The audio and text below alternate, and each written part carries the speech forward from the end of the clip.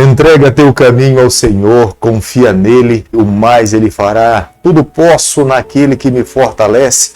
Os anjos do Senhor se acampam ao redor daqueles que o temem e os livra. Muito bom dia, que a bênção, que a graça de Deus, que o poder do Espírito Santo nessa manhã repouse sobre tua vida, faça morada no teu coração e te conceda a vitória em todas as áreas da tua vida. Clamo a Deus nesse momento, não sei onde você se encontra nesse instante, mas aonde você estiver, que a mão do Eterno esteja ao teu lado a suprir todas as suas necessidades. Não existe nada mais abençoado para a nossa vida do que nos acordarmos pela manhã, vermos o brilho do sol e permitirmos que a palavra de Deus nos fortaleça, nos alimente, nos guie e nos conceda a vitória. Todos os dias nesse canal nós estudamos um capítulo da palavra do Senhor. E nessa manhã nós estamos começando um livro novo, o livro de Jeremias. Tenho certeza que a nossa vida será ricamente abençoada. Da mesma forma como Deus nos abençoou com 66 capítulos do livro de Isaías, agora o livro de Jeremias será mais uma vez bênçãos vinda dos céus. É a palavra de Deus aberta, é Deus falando conosco para nos ensinar, para nos moldar e mostrar o caminho pelo qual nós devemos seguir. O livro de Jeremias, capítulo 1, o versículo 1. Palavras de Jeremias, filho de Ilquias, um dos sacerdotes que estavam em Anatote, na terra de Benjamim. Eu não posso me esquecer em momento nenhum, enquanto eu estiver aqui nessa terra, que Deus em todo momento Ele quer usar os seus filhos.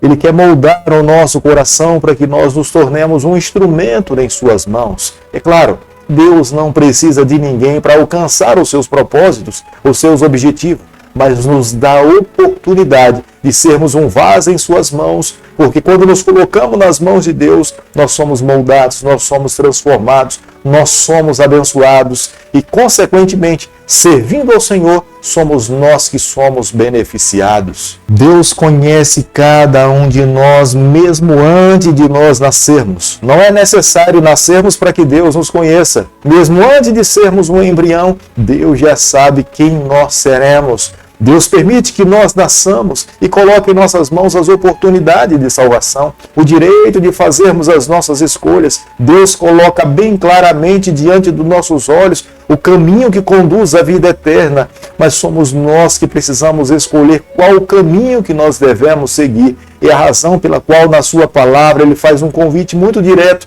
vinde a mim todos que estáis cansados, sobrecarregados, e eu vos aliviarei. É já no começo da nossa existência que temos que tomar as nossas primeiras escolhas, e as mesmas irão definir toda a nossa vida, onde nós iremos passar a eternidade. Anatote era uma das cidades onde as tribos de Benjamim estavam distribuídas entre as 4 cidades. Anatotes era uma delas. Ela ficava a 4 quilômetros acerca do nordeste de Jerusalém, próximo ao Monte das Oliveiras. Jeremias capítulo 1, versículo 5, a Bíblia diz o seguinte: antes que eu te formasse no ventre materno eu te conheci, e antes que saísse da madre te consagrei, e te constituí profeta às nações.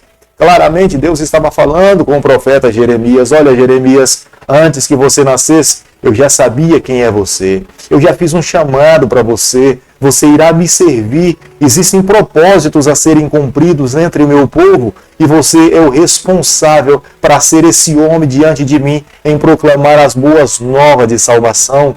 Nós, nessa manhã, precisamos a cada dia descansarmos nas palavras do Senhor, porque todos nós fomos chamados por Deus para cumprir os propósitos do Senhor. Nós só precisamos a cada dia, na nossa trajetória ao lado de nosso Deus, descobrirmos qual é o propósito, qual é a vontade de Deus para a nossa vida, quais são os dons e as tarefas diárias que nós precisamos desenvolver para agradar e honrar o nome do Senhor. Mas jamais deveríamos nos esquecer, nenhuma pessoa nasce nessa terra sem que Deus tenha um propósito para a sua vida. O desejo de Deus é salvar a todas as pessoas. Deus não quer perder nenhum dos seus filhos. Jeremias perfeitamente sabia que a vontade de Deus para a sua vida era que ele se tornasse um profeta. O profeta é aquele que recebe a revelação de Deus e transmite às pessoas, e exclusivamente aqui seria a nação de Israel. Deus precisava de um porta-voz. Deus precisava de um homem que se colocasse nas suas mãos e fosse íntegro, honesto, verdadeiro e transmitisse de acordo com aquilo que Deus de fato tinha lhe revelado toda a verdade para que o seu povo entendesse a vontade do Senhor para os seus dias e nos dias futuros. Como nós podemos observar no versículo 10, a missão do profeta Jeremias seria de construir e desconstruir. Ele teria nas mãos a responsabilidade de construir uma nação que tinha se voltado para os ídolos e construir uma nova geração que fosse fiel, verdadeiros adoradores do Deus Criador dos céus e da terra. Não seria uma tarefa fácil, porque lidar com pessoas e levá-las a reconhecer os seus pecados, arrepender-se dos seus pecados, confessá-los e viver uma nova vida ao lado do Senhor não seria uma tarefa fácil. Mas ele também teria nas mãos a grande responsabilidade de poder construir uma nação que se voltasse para Deus, que amasse ao Senhor, que fosse obediente ao Senhor e que vivesse exclusivamente para o Senhor. Como nós podemos observar no versículo 11 do capítulo que nós estamos analisando nessa manhã, quando a palavra de Deus foi revelada ao profeta Jeremias, Deus pergunta ao profeta Jeremias o que ele estava vendo. E a primeira imagem que lhe vem na mente do profeta era de uma amendoeira. A amendoeira era a primeira árvore a produzir seus frutos na primavera. Ela é aquela que floresce no mês de janeiro na Palestina. Deus, através dessa declaração do profeta Jeremias, estava dizendo para ele, e ele era responsável para transmitir a verdade de Deus para toda a nação, dizendo que Deus iria cumprir com a sua palavra. Ele não deixaria que nenhuma das suas palavras ficassem esquecidas, mas todas as palavras que ele tinha declarado através do profeta Isaías e agora através do profeta Jeremias, ele iria cumprir todas elas. Já no versículo 13 do capítulo que nós estamos estudando nessa manhã, Deus mais uma vez pergunta ao profeta Jeremias o que ele estava vendo, e ele fala que estava vendo uma panela. E Deus agora, através do profeta Jeremias, começa a falar: o mal virá do norte. Embora a Babilônia estivesse do lado oeste, mas as estradas para chegarem em Jerusalém teria que vir pelo lado norte, por Judá. Quando os hebreus se referiam à localização de Babilônia, eles entendiam que ela não estava do lado norte. Mas para ser atacado, para conseguirem atacar a nação de Israel, eles teriam que vir pelo lado norte, porque era o lado mais acessível, mais vulnerável, onde eles conseguiriam atacar essa cidade. Deus não depende das nossas habilidades para cumprir a sua missão, para alcançar os seus propósitos. Deus apenas depende de pessoas que estejam disponíveis para serem usadas pelo Senhor.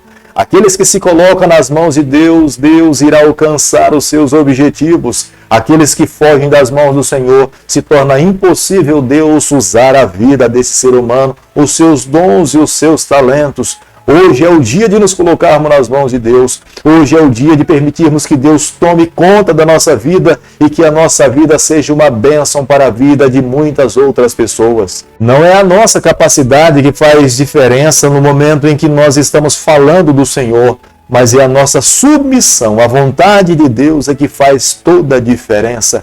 Quando nós nos submetemos à vontade de Deus, Ele invade a nossa vida por completo e aquilo que nós não conseguimos fazer, Ele faz por nós e muito mais. Mas quando nós queremos nos tornar o centro da proclamação do Evangelho, nós não temos como permitir a ação de Deus e ali agora fica apenas um ser humano, apenas uma pessoa com as suas qualidades, e um ser humano falando apenas com as suas qualidades, ele não irá alcançar objetivo nenhum. Eis a razão pela qual Deus faz um chamado a cada um de nós que vivemos no século 21.